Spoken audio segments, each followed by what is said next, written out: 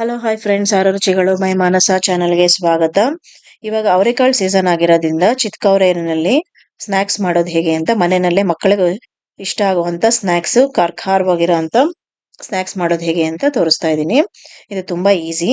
ನಾನು ಇದಕ್ಕೆ 1.5 ಕೆಜಿ ಅಷ್ಟು ಚಿತ್ಕವರೆನ ತಗೊಂಡಿದ್ದೀನಿ. ಇದನ್ನ ನೀವು ಒಂದು ಬಟ್ಟೆ ಮೇಲೆ ಹಾಕೊಂಡು ಸ್ವಲ್ಪ ನೀರೆಲ್ಲ ಹೋದ್ಮೇಲೆ ತುಂಬಾ ನೀರಾಗಿರೂ ಇರಬಾರ್ದು, ತುಂಬಾ ಡ್ರೈ ಆಗು ಇರಬಾರ್ದು. ಆ ತರ ಇದ್ರಲ್ಲಿ ನೀವು ಇದನ್ನ ಫ್ರೈ ಮಾಡೋದಕ್ಕೆ ಹಾಕ್ಬೇಕು. ಅವಾಗ ನಿಮ್ಗೆ ಗಟ್ಟಿ ಆಗಲ್ಲ, ಮತ್ತೆ ಗರಿ ಗರಿಯಾಗಿ ಚೆನ್ನಾಗಿ ಬರುತ್ತೆ. ನೋಡಿ, ಇದು ನಾನು ಆ ತರ ತಗೊಂಡಿದ್ದೀನಿ. ಇದನ್ನ ಎಣ್ಣೆ ಕಾದಿದೆ ಇವಾಗ. ನೋಡಿ, ಇದನ್ನೆಲ್ಲ ಎಣ್ಣೆಗೆ ಈ ತರ ಹಾಕೊಳ್ಳಿ. ಒಂದು ದೊಡ್ಡದಾದಂತ ಜಾಲರಿ ತರ ಇರೋದನ್ನ ಈ ತರದನ್ನ ಯೂಸ್ ಮಾಡ್ಕೊಳ್ಳಿ. ಯಾಕೆಂದ್ರೆ ಇದು ಎತ್ತದಕ್ಕೆ ಎಲ್ಲದಕ್ಕೂ ತುಂಬಾ ಸಲೀಸು. ನೋಡಿ, ಇವಾಗ ಇದೆಲ್ಲ ಚೆನ್ನಾಗಿ ಫ್ರೈ ಆಗಿದೆ.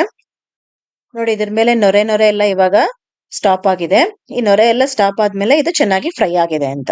ನೊರೆ ಹಾಗೆ ಇದ್ರೆ ಇನ್ನೊಂದ್ ಸ್ವಲ್ಪ ಹೊತ್ತು ಹಾಗೆ ಬಿಡಿ ಎಣ್ಣೆನಲ್ಲಿ. ನೊರೆ ಎಲ್ಲ ಹೋಗಿದ್ರೆ ಇವಾಗ ತೆಗೆದು ಇದನ್ನ ಒಂದು ದೊಡ್ಡ ಪಾತ್ರೆಗೆ ಹಾಕೊಳ್ಳಿ.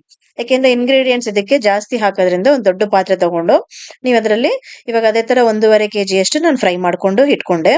ಮತ್ತೆ ಇವಾಗ ನೆಕ್ಸ್ಟ್ ಸ್ವಲ್ಪ ಕರ್ಬೇವಿನ ಸೊಪ್ಪನ್ನು ಕೂಡ ಫ್ರೈ ಮಾಡ್ಕೊಳ್ಳಿ.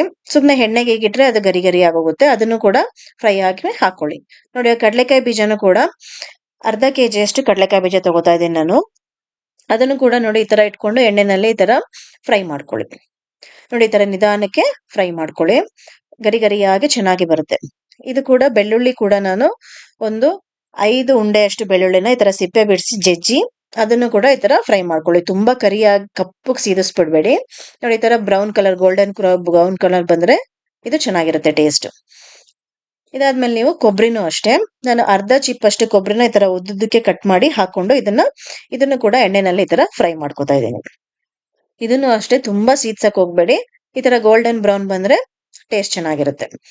ಇವಾಗ ಮತ್ತೆ ಅವಲಕ್ಕಿ, ನಾನು ಇದಕ್ಕೆ 1 ಕೆಜಿ ಅಷ್ಟು ಅವಲಕ್ಕಿನ ತಗೋತಾ ಇದ್ದೀನಿ. ಅದನ್ನು ಅಷ್ಟೇ ನೀವು ಈ ತರ ಎಣ್ಣೆನಲ್ಲಿ ಇಟ್ಟ ತಕ್ಷಣ ನೋಡಿ ಈ ತರ ಪಳಪಳ ಅಂತ ಹರಳುತ್ತೆ. ಅದನ್ನು ಅಷ್ಟೇ 1.5 ಕೆಜಿ ನೋಡಿ ಎಲ್ಲಾನು ಈ ತರ ಫ್ರೈ ಮಾಡ್ಕೊಂಡು ನಾನು ಇದಕ್ಕೆ 2 ಸ್ಪೂನ್ ಅಷ್ಟು ಖಾರದ ಪುಡಿ, ಅಚ್ಚ ಖಾರದ ಪುಡಿ 2 ಸ್ಪೂನ್, ದೊಡ್ಡ ಸ್ಪೂನ್ ಅಲ್ಲಿ 2 ಸ್ಪೂನ್ ಹಾಕೊಳ್ಳಿ. ಮತ್ತೆ 2 ಸ್ಪೂನ್ ಅಷ್ಟು ಉಪ್ಪು, ಅದನ್ನು ಹಾಕೊಂಡು ಚೆನ್ನಾಗಿ ಮಿಕ್ಸ್ ಮಾಡ್ಕೊಳ್ಳಿ ಎಲ್ಲಾನು. ಯಾಕೆಂದ್ರೆ ಅದನ್ನ ಎಣ್ಣೆ ಇರ್ಬೇಕಾದ್ರೆ ಒಂದ್ ಸ್ವಲ್ಪ ಬಿಸಿ ಇರ್ಬೇಕಾದ್ರೇನೆ ಎಲ್ಲಾನು ಹಾಕಿ ಮಿಕ್ಸ್ ಮಾಡ್ಕೊಳ್ಳಿ. ಚೆನ್ನಾಗಿ ಇದು ಎಲ್ಲ ಕಡೆಗೂ ಇಡ್ಸೋ ತರ ಕಲ್ಸ್ಕೊಳ್ಳಿ. ಇನ್ನು ಬೇಕು ನಿಮ್ಗೆ ಖಾರ ಜಾಸ್ತಿ ಬೇಕು ಅಂತ ಅನ್ಸಿದ್ರೆ ಇನ್ನು ಮೇಲ್ಗಡೆ ನೀವು ಹಾಕೋಬಹುದು. ಎಲ್ಲ ಕಲ್ಸಾದ್ಮೇಲೆ ಟೇಸ್ಟ್ ನೋಡಿ ಮತ್ತೆ ನೀವು ಖಾರನ ಹಾಕೋಬಹುದು ಇದಕ್ಕೆ. ನೋಡಿ, ಈ ತರ ಎಲ್ಲ ಕಡೆ ಹಿಡಿಯೋ ತರ ಚೆನ್ನಾಗಿ ಮಿಕ್ಸ್ ಮಾಡ್ಕೊಳ್ಳಿ. ಸ್ವಲ್ಪ ಅದರಲ್ಲಿ ಎಣ್ಣೆ ಇರೋ ಹಾಗೇನೆ ಇರ್ಬೇಕಾದ್ರೆ ನೀವು ಉಪ್ಪು ಖಾರ ಹಾಕೊಂಡು ಮಿಕ್ಸ್ ಮಾಡ್ಕೊಂಡ್ರೆ ಚೆನ್ನಾಗಿ ಅದಕ್ಕೆ ಇಡ್ಸುತ್ತೆ.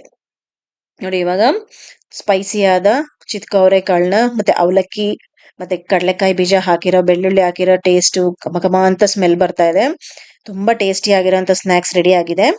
ಇದು ಚಳಿಗಾಲಕ್ಕಂತೂ ತುಂಬಾ ಟೇಸ್ಟಿ ಆಗಿರುತ್ತೆ. ಮನೆಯಲ್ಲೆಲ್ಲಾದ್ರೂ ಟ್ರೈ ಮಾಡಿ ಕಮೆಂಟ್ ಬಾಕ್ಸ್ ಅಲ್ಲಿ ಕಮೆಂಟ್ ಹಾಕಿ.